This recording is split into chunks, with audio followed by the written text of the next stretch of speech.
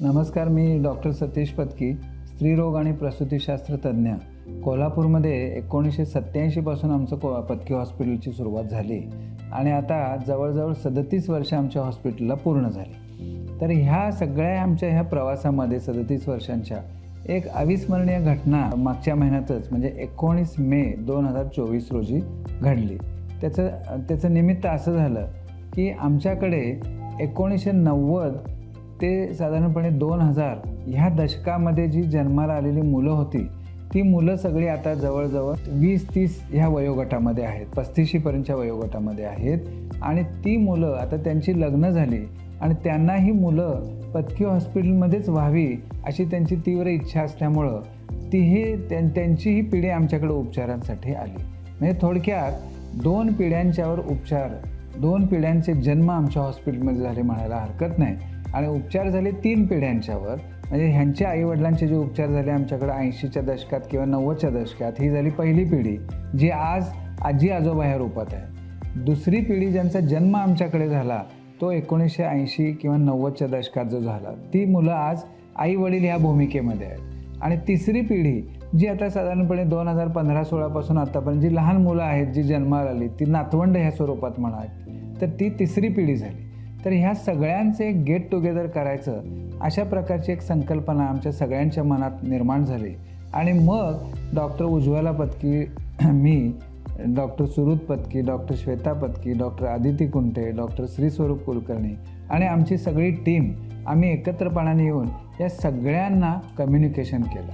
आणि हल्ली व्हॉट्सॲप आणि ह्याच्यामुळे हे कम्युनिकेशन सोपं झालं आहे आणि त्याच्यामुळे या सगळ्यांशी आम्ही संपर्क ठेवू शकलो. आणि आम्हाला आनंद आणि आश्चर्य एवढं वाटलं की ह्या कार्यक्रमासाठी सगळ्या विविध भागातून राज्याच्या आणि देशाच्या जवळजवळ 850 लोक एकत्र आलेली होती. त्या सगळ्यांचं ह्या पत्की हॉस्पिटलशी ऋणानुबंध वेगळ्या प्रकारचे निर्माण झाले होते आणि ह्या कार्यक्रमाला आम्ही म्हटलं तर नाव दिलं होतं जन्मोत्सव. तर ह्या जन्मोत्सवामध्ये 2 पिढ्या ज्यांचा जन्म पत्की हॉस्पिटलमध्ये झाला अशा प्रकारची 2 पिढ्या आणि त्यांच्यावरची 1 पिढी अशा 3 पिढ्या एकत्र आलेल्या होत्या आणि सुमारे 850 लोकांचे हे मोठ्या प्रमाणावर एक गेट टुगेदर गॅदरिंग एक चांगल्या प्रकारचं झालं. आणि ह्याची जी नोंद आहे ही नोंद आपल्या एशियन बुक ऑफ रेकॉर्ड्समध्ये करण्यात आली आणि वंडर बुक ऑफ रेकॉर्ड्समध्ये सुद्धा करण्यात आली. आत्तापर्यंत अनेक ठिकाणी 2-2 पिढ्यांच्यावर उपचार करणारे हॉस्पिटल्स अनेक असतील, देशात परदेशांमध्ये बरेच वर्षांचा इतिहास असलेली मोठी मोठी हॉस्पिटल, गव्हर्मेंट हॉस्पिटल्स असतील. पण त्या सगळ्यांचा डेटा एकत्र करून त्या 2-2 पिढ्यांना, 3-3 पिढ्यांना एकत्र आणून अशा प्रकारचा नियोजनबद्ध एक चांगल्या रीतीचा ऋणानुबंधाचा कार्यक्रम करणारा हा आगळा वेगळा कार्यक्रम म्हणून ह्याची नोंद एशियन बुक ऑफ रेकॉर्डमध्ये झाली. आणि एशियन बुक ऑफ रेकॉर्डचे प्रतिनिधी डॉक्टर यादव म्हणून त्यावेळेला आले होते आणि त्यांच्या हस्ते पत्की हॉस्पिटलच्या सगळ्याच आमच्या लोकांचा सन्मान करण्यात आला.